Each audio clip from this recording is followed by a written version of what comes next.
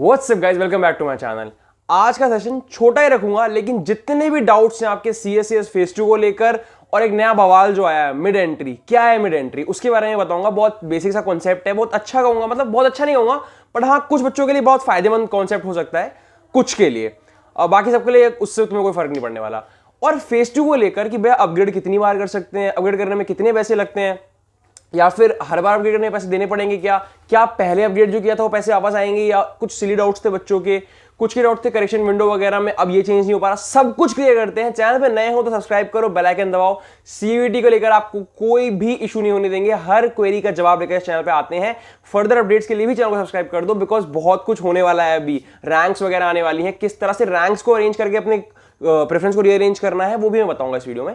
चलिए आज की वीडियो को स्टार्ट करते हैं। सबसे पहले तो चलो यही बात कर लेते हैं कि जो स्टिमुलेटेड रैंक्स आने वाली है, हर कोई जानता होगा स्टिमुलेटेड रैंक्स जो आती है वो ये बताएगी आपको कि मान लो आपने जो कोर्स अप्लाई किया उसमें बाकी बच्चों के कंपैरिजन में आप कहां पर हो। बट पता है एक बहुत ध्यान रखने वाली बात ये है कि उन रैंक्स में अगर आप बहुत नीचे भी हो ना तो तुरंत अपनी प्रेफरेंस को रीअरेंज नहीं करना चाहिए। मैंने बोला है प्रेफरेंस में बहुत मैटर करती है रैंक्स, लेकिन कैसे उसको समझना है समझ लो। देखो होता क्या है, मान लो मैंने अप्लाई किया बीकॉम ऑनर्स के लिए और बीकॉम प्रोग्राम के लिए भी कर दिया, ठीक है। अब मेरे को अवेलेबल प्रेफरेंस में बीए प्रोग्राम के बहुत सारे कॉम्बिनेशन दिखा रहा है। मैंने क्या किया, अपने टॉप पे बीकॉम ऑनर्स और बीकॉम प्रोग्राम रखा, बट नीचे सारे बीए प्रोग्राम के कोर्सेज को add to bottom add to bottom add to bottom कर दिया। अब मैं करूंगा तो ऑनर्स या प्रोग्राम में से कुछ मुझे नहीं मिलेगा तो मैं विड्रॉ कर जाऊंगा, एडमिशन ही नहीं लूंगा। लेकिन at any case of scenario मैं बीए प्रोग्राम तो करने नहीं वाला हूं, बट मैंने ऐड टू बॉटम कर दिया है। तो जब रैंक्स बनेगी ना तो उसमें वो मेरे मार्क्स को भी कंपेयर करेंगे। तो हो सकता है मेरे मार्क्स अच्छे आए हो तो बीए प्रोग्राम वाले बच्चों को वो रैंक्स में नीचे दिखा देगा कि आपसे ऊपर भी लोग हैं जो इसके लिए लड़ रहे हैं। तो आप लोग सोचोगे यार मैं तो रैंक में बड़ा नीचे हूं, मुझे इसको बदल देना चाहिए। नहीं, इसलिए रैंक्स को ऐसे जज मत करो कि अगर 1000 सीटें हैं, मेरा 5000 नंबर आया तो मेरे को तो मिल ही नहीं सकता। 5000 में तो पक्का ही मिल जाएगा, क्योंकि बहुत से ऐसे बच्चे जिनके अच्छे अच्छे नंबर आए होते हैं ना, वो सब कुछ ऐड टू बॉटम कर देते हैं, तो वो भी आपकी लड़ाई में आ जाते हैं। बट एक्चुअली में वो लड़ाई में है नहीं। अगर मान लो आपको बीबीए करना है, किसी बंदे ने मैथ्स वगैरह दिए हैं, फिजिक्स केमिस्ट्री वाला बंदा, उसने जनरल टेस्ट भी दिया हुआ है, इंग्लिश भी दी है, तो वो साइंस वाला बच्चा बीबीए के लिए एलिजिबल है और उसने ऐड टू बॉटम कर दिया, तो आपको तो यही शो करेगा ना कि वो बीबीए को लेने वाला और उसके मार्क्स भी आपसे अच्छे हैं, तो आपसे रैंक से बहुत ऊपर है। बट एट रियलिटी जब उसे बीबीए ऑफर भी होगा वो लेगा नहीं, बिकॉज वो साइंस का बच्चा बीएससी वगैरह करेगा, बीबीए के चक्कर में क्यों पड़ेगा, वो तो विड्रॉ कर जाएगा, सीट खाली हो जाएगी। तो रैंक्स को देखकर तुरंत ही विड्रॉ मत करना। हाँ ये नोटिस करो कि 50,000 अगर बच्चों ने अप्लाई किया है, कहीं मैं 40,000 के करीब तो नहीं हूं। ये बहुत ज्यादा बड़ा डिफरेंस है, बिकॉज 2,1200 सीटें होती है मैक्सिमम किसी कोर्स के लिए, 1-2,000 सीट्स होती हैं। तो उसमें अगर आप 85,000 रैंक पे हो तो आपको सेकंड ऑप्शन सोचना है। तब भी ये नहीं कि निकाल दो उसको, क्या पता बहुत सारे बच्चे ना लें, स्विच कर जाए, उन्हें अच्छा कुछ मिल जाए, निकालना नहीं है। लेकिन तब रैंक्स को ऊपर नीचे प्रेफरेंस को करना जरूरी हो जाता है। अगर आप बहुत पीछे हो, आपके नंबर अच्छे हो और आप थोड़ा सा रैंक्स में 50% से ऊपर हो तो कोई जरूरत नहीं। मतलब अगर 50,000 बच्चों ने अप्लाई किया है, आप समवेयर अराउंड 20,000 हो तो आपको चेंज नहीं करना चाहिए। 10,000 हो तो आप श्योर रखो कि आपको मिल सकता है, ठीक है। तो रैंक्स को लेकर तुरंत शिफ्टिंग करने मत लग जाना। कैसे करनी है शिफ्टिंग, किस किस, जैसे इस बार की जब रैंक्स आएंगी तो मैं खुद देखूंगा ना कितने कितने हिसाब से रैंक्स ऊपर नीचे हुए, तब मैं आपको बताऊंगा कि किस किस को चेंज कर देना चाहिए और किस किस को नहीं चेंज कर देना चाहिए। उसके लिए भी चैनल को सब्सक्राइब कर दो, बेल आइकन भी दबा देना। एक जो नया कॉन्सेप्ट है विच इज मिड एंट्री, उसके बारे में बात कर लेते हैं। देखो होगा क्या, राउंड फर्स्ट हो गया, आपको सीट्स वगैरह मिल गई। राउंड सेकंड हो गया, आपको सीट्स वगैरह मिल गई। मेजॉरिटी सीट्स जो है राउंड फर्स्ट और सेकंड में बढ़ चुकी होंगी। मिड एंट्री में क्या है, वाइल्ड कार्ड एंट्री होगी राउंड 3 में। मतलब जिन बच्चों ने फेज 1 में रजिस्टर भी नहीं किया हुआ है ना, वो डायरेक्टली एंट्री ले सकते हैं फेज 3 से, मतलब फेज 3 के राउंड 3 से, समझ लो। मतलब जब राउंड 3 की लिस्ट आएगी उसमें अपना नाम आप डलवा सकते हो, अपनी प्रेफरेंस सबमिट कर सकते हो। ये क्या है, ये अगर बची हुई सीटें जो होती है ना, ये इसमें आपको घबराना नहीं है कि हमने तो रजिस्टर किया हमें नहीं मिलेगी, उन्हें मिल जाएगी, ऐसा नहीं है। उनके नंबर अगर आपसे अच्छे होंगे तो वो वैसे भी डिजर्व करते हैं, लेकिन वो आएंगे राउंड 3 में, तब तक राउंड 1 और 2 में आप लोग अपनी मेजर सीट्स ले चुके होंगे। ज्यादा सीटें बची नहीं होती, बहुत कम सीटें बचती हैं राउंड 3 तक। तो अब एक और बात है कि जैसे वो राउंड 3 में आ गए तो ये नहीं आने के बाद अब वो अपग्रेड करके सीट्स लेते रहेंगे, नहीं, वो सिर्फ राउंड 3 के लिए ही आए हैं। मतलब वो आए, राउंड 3 में जो सीट मिली उसको एक्सेप्ट करना कंपलसरी है, और अगर नहीं एक्सेप्ट करते तो वो वैसे भी बाहर हो गए, प्लस वो अपग्रेड भी नहीं कर सकते, वो राउंड 4 में नहीं जा पाएंगे और उन्हें मिड एंट्री के लिए 1,000 रुपए देने पड़ेंगे। जो भी बच्चा अब तक CSS फेज 1 में रजिस्टर नहीं कर पाया है या सोच रहा है मेरे नंबर कम है, आप राउंड 3 में वाइल्ड कार्ड एंट्री लेकर ड्यू में घुस सकते हो। आपको करना कुछ नहीं पड़ेगा, 1,000 रुपए की अनरिफंडेबल फी देनी पड़ेगी। तो इसके लिए कोई टेंशन नहीं है, ध्यान रखना सिर्फ राउंड 3 में कर पाओगे, स्पॉट राउंड्स में नहीं जा पाओगे, आप उस लड़ाई में जुड़ नहीं पाओगे। बस एक राउंड में आप आकर कुछ सीट्स ले सकते हो, पर इससे बाकी बच्चों को घबराना नहीं है कि यार हमारी सीटें जो है वो निकल रही हैं। तो हमने बात कर ली कि स्पेशलाइज्ड रैंक्स जो आती है उसका क्या करना है, और हमने ये भी बात कर ली कि मिड एंट्री वाला सीन क्या है। अब चलते हैं नेक्स्ट टॉपिक पे जो है कि बहुत इंपॉर्टेंट है, which is upgrade and freeze. मैं आपको पहले बता देता हूं कि ऑप्शंस क्या क्या मिलते हैं। जब आपका पहला राउंड एलोकेशन होता है ना, आपको याद तो होता, देखो एक बात मैं सच बता दूं कि हर बच्चे को पहले राउंड में सीट नहीं मिलती है, ये बात जान लो। अराउंड 40 से 50,000 सीटें पहले राउंड में एलोकेट करने की कोशिश करते हैं, वो पूरी सीट एलोकेट करते भी नहीं है।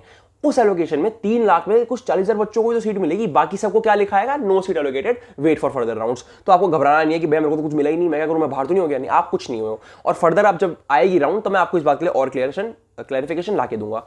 अब ऑप्शंस कौन कौन से आते हैं? 2 आते हैं, एक एक्सेप्ट एंड अपग्रेड, दूसरा एक्सेप्ट एंड फ्रीज। इसके अलावा कोई अदर ऑप्शन होता ही नहीं है। बच्चे कह रहे भैया क्या सिर्फ एक्सेप्ट करके छोड़ सकते हैं क्या, फिर पैसे देने पड़ेंगे वगैरह वगैरह। तो घबराओ मत, सब बताता हूं। एक्सेप्ट एंड अपग्रेड वाले कह रहे हैं कि भैया मुझे मेरा जो कॉलेज मिला है, आई लाइक इट, मुझे ये कॉलेज ठीक लग रहा है, मतलब मैं इसको ले रहा हूं, बट मुझे अच्छा कॉलेज चाहिए, मतलब मैं और आगे बढ़ना चाहता हूं। तो आप एक्सेप्ट एंड अपग्रेड करोगे, लेकिन इस सिनेरियो में आपको तुरंत पैसे देने पड़ेंगे, 12 से 13,000 रुपए या 15,000 रुपए, जो भी आपके जो मिला है आपको कॉलेज, उसकी जो भी रजिस्ट्रेशन फीस है वो आपको देनी पड़ेगी, वो उस कॉलेज के पास चली जाएगी, आप अपग्रेड का बटन दबा दोगे। सेकंड केस सिनेरियो, आपको आपके फर्स्ट नंबर का प्रेफरेंस मिल गया, सेकंड थर्ड का मिल गया, अब आपको लग रहा है आगे की लड़ाई के चक्कर में मुझे पढ़ना नहीं, मुझे जाना है कॉलेज सीधे। एक्सेप्ट एंड फ्रीज दबाओगे, उसकी रजिस्ट्रेशन फीस दोगे, और आपके फ्रीज दबाने पर क्या होगा, वो आपको कॉन्टैक्ट करेंगे या मेल वगैरह आएंगे, या आपको उन्हें कॉन्टैक्ट करना पड़ सकता है, वो मैं फर्दर बताऊंगा कि अब आपको जाना पड़ेगा फिजिकल वेरिफिकेशन के लिए। फिजिकल वेरिफिकेशन के लिए सिर्फ उनको जाना है जो फ्रीज दबाएंगे, फ्रीज, अपग्रेड वालों को नहीं जाना है। जो आउट ऑफ दिल्ली रहते हैं वो इस बात को समझ लें, सीधे एक्सेप्ट एंड अपग्रेड करके दिल्ली में चले जाना कि चलो फिजिकल वेरिफिकेशन भी करा लेते हैं। नहीं नहीं नहीं नहीं, फिजिकल वेरिफिकेशन सिर्फ वो कराएंगे जो फ्रीज कर रहे हैं, समझ गए। अब अपग्रेड वाले सुन लो, आपने फीस वगैरह दे दी, तो हुआ क्या, उन कॉलेज के पास आपके पैसे चले गए, आपने अपग्रेड किया, आपको सेकंड राउंड में कोई कॉलेज नहीं मिला, कोई बात नहीं, आप थर्ड राउंड के लिए अपग्रेड दबा दो, आपको तब भी नहीं मिला, आप कह रहे हो यार मुझे वो फर्स्ट राउंड वाला चाहिए नहीं, वो बेकार कॉलेज था और अपग्रेड पे कुछ मिल नहीं रहा, मैं ड्यू नहीं चाहूंगा, इस साल मैं ड्रॉप लूंगा या मैं कुछ और करूंगा। तो आप विड्रॉल डालोगे, आपको आपकी पूरी फीस वो कॉलेज वाले वापस कर देंगे। मैक्स टू मैक्स थोड़ा सा लेट अगर होते हैं राउंड्स में तो 1,000 रुपए कट सकते हैं, बाकी आपको मिल जाएगा। एक और सिनेरियो बनता है, अगर मान लो एक्सेप्ट किया, अपग्रेड किया और अगले राउंड में फिर एक कॉलेज मिल गया, तो आपको उसकी रजिस्ट्रेशन फीस भी पे करनी पड़ेगी। घबराओ मत कि पिछले वाली क्या हुई, मैंने अभी बताया ना, वो विड्रॉ करोगे वो पैसा वापस आ जाएगा, आप इनको दे दीजिएगा। अगले कॉलेज को भी तो उसकी रजिस्ट्रेशन फीस दोगे ना, वो कैसे आपके लिए सीट रिजर्व करेगा, तभी रिजर्व करेगा जब उसको पैसे दोगे। तो मैक्स टू मैक्स चांसेस तो क्या होते हैं, ज्यादातर केस में अपग्रेड होता नहीं है, बिकॉज एक बार जो आपको सीट मिल जाती है ना फर्स्ट राउंड में, वो बहुत रेयर केस में अपग्रेड होती है, वो फिर एकदम एंड में होती है, third round, fourth round, spot round में जाके अपग्रेड होती है। सेकंड राउंड में ज्यादा अपग्रेड के चांसेस नहीं होते हैं, बहुत रेयर केस अपग्रेड होती है, पर होती है तो आपको उसके पैसे देने पड़ेंगे, मतलब अराउंड 20 से 30,000 रुपए आराम अपने पास आप जमा करके रखो, जरूरत पड़ने वाली है और बहुत जरूरत पड़ने वाली है। तो समझ गए। और एक बच्चे का मुझे बड़ा अजीब सा डाउट आया कि भैया मैंने ना एक्सेप्ट तो कर लिया, अब मैंने अपग्रेड किया, जो मुझे अगले राउंड में कॉलेज मिला ना, मुझे वही पसंद नहीं आ रहा, मुझे जो पिछले मिला मुझे वापस चाहिए। पहली बात तो आप ऐसा कर नहीं सकते, अगर आपने अपग्रेड का बटन दबाया, आपको अगला मिल गया है तो आपका वो हो गया, आपका ये नहीं रहा, समझ रहे हो, तो वो आपका हो गया। प्लस एक बात बताओ मुझे मेरे भाई, आपने प्रेफरेंस लिस्ट जब बनाई होगी तो टॉप पे अच्छे कॉलेज और नीचे गंदे कॉलेज रखे होंगे, तो अगर आप अपग्रेड हुए हो तो ऑब्वियसली पहले से बेटर जगह पे जाओगे आपकी प्रेफरेंस के हिसाब से। तो आपको ऐसा कैसे हो सकता है कि आपको पिछले में जाने का मन करे, क्यों मन करेगा, आप तो ऑलरेडी पहले से बेटर सिचुएशन में पहुंच गए हो ना। तो ये तो बात दिमाग में आनी नहीं चाहिए कि मुझे पिछला वाला चाहिए, आपको पिछला वाला चाहिए होता तो आप अपग्रेड नहीं करते। इसीलिए प्रेफरेंस बहुत इंपॉर्टेंट है, ध्यान से अरेंज करो कि ऐसा ना हो कि अच्छे वाले नीचे चले गए हों और बुरे वाले में ऊपर रह जाएं। तो इस केस में पहले बुरा वाला ही मिल जाएगा, अच्छे वाले तक नंबर ही नहीं जाएगा। तो ये जो एक बहुत समझ रहा हूं, बहुत प्रेशर सिचुएशन है आप सबके लिए, अनवांटेड डाउट्स और अनवांटेड चीजें आपके दिमाग में घूम रही हैं, सीट्स कम है, ये वो सब कुछ छोड़ो, काम डाउन हो जाओ। 1 अगस्त को पहली अलॉटमेंट आएगी, अपने आप सब क्लियर हो जाएगा। इवन इफ देखो, मैं तो वो बंदा हूं जो नेगेटिव साइड के बारे में बात भी करता हूं, सच तो ये है ना कि बहुत से बच्चों को नहीं मिलने वाला है, तो उनके लिए ड्रॉप सही रास्ता है, या फिर उनको क्या करना चाहिए, प्रेफरेंस को कैसे रीअरेंज करते हैं, पहली प्रेफरेंस में अगर ना मिले तो सेकंड के लिए तैयारी कैसे शुरू होती है, वो भी मैं बताऊंगा, इसी चैनल पे बताऊंगा। घबराना नहीं है, बस हमारे साथ जुड़े रहो। अगर नहीं भी कॉलेज मिलता है ड्यू में, तो ड्रॉप कैसे लेना है, कौन सी अच्छी प्राइवेट यूनिवर्सिटीज है। अगर आपको ओपन से, मेरे को एक अच्छा ऑप्शन ये भी होता है कि ओपन में डाल दो और अगले सीयूईटी की तैयारी करो, वो भी कर सकते हो। वो भी कैसे करना है, कहां से करना है, सब मैं बताऊंगा। घबराना किसी चीज को लेकर नहीं है, पैनिक मत करो। मैंने कमेंट सेक्शन में बहुत देखा, बच्चे पैनिक कर रहे हैं। यार पैनिक करने का समय थोड़ी है, अभी आराम करने का समय। 26 तारीख को 5 बजे तक आराम से प्रेफरेंस भर सकते हो, उसके बाद भी एक दिन होगा आपके पास, 27 की 5 को वो लॉक होने वाली है। तो घबराना बिल्कुल नहीं है, सब कुछ क्लियर है यार। और अगर कोई डाउट मुझे याद आ रहा हो, एक्सेप्ट एंड अपग्रेड वाला था, एक्सेप्ट एंड फ्रीज वाला हो गया, मिड एंट्री का मैंने आपको बता दिया, आपको मैंने बता दिया कि फीस वगैरह का सब कुछ ठीक है। हाँ अच्छा, विड्रॉ को लेकर ना फीस रिफंड की एक पॉलिसी है, एक लिमिटेड टाइम होता है, शायद वो सितंबर है। अगर उससे पहले विड्रॉ नहीं करते तो शायद आपके पैसे वापस नहीं मिलेंगे, बट उससे पहले हम सब विड्रॉ करवा देंगे, आप घबराओ मत। अगर आपको टाइम निकलेगा तो मैं आपको इन्फॉर्म कर दूंगा। फर्दर अगर कोई भी डाउट हो तो कमेंट सेक्शन में बताओ, मैं कोशिश करूंगा वहीं जवाब दे दूं, पर कमेंट बहुत सारे आ जाते हैं ना, तो सबको जवाब एक बार जा नहीं पाता। अगर मैं वहां जवाब नहीं दूंगा तो अगली वीडियो उसी के ऊपर होगी। तो चैनल को सब्सक्राइब करके बेल आइकन दबा देना। आपके लगभग सारे डाउट्स मैंने क्लियर कर दिए हैं। प्लस घबराओ मत कि क्या होने वाला है, वेकेंट सीट्स की लिस्ट भी एक आती है, वो भी फर्स्ट राउंड के बाद ही आएगी। मैं बताना भूल गया था, हाँ वेकेंट सीट्स की लिस्ट आती है फर्स्ट राउंड ऑफ एलोकेशन के बाद, तो उसको लेकर भी घबराओ मत, वो भी जब आएगी तो मैं आपको इन्फॉर्म करूंगा। डोंट वरी एट ऑल, आपको हर स्टेप पे बताऊंगा, बस ट्रस्ट करो, मैं कोई आपको वैल्यूएबल ऑथेंटिक इंफॉर्मेशन देने के लिए आया हूं। ठीक है गाइज, चैनल को सारे दोस्तों के साथ शेयर कर देना, because genuinely we are working for you. Okay, all the best guys.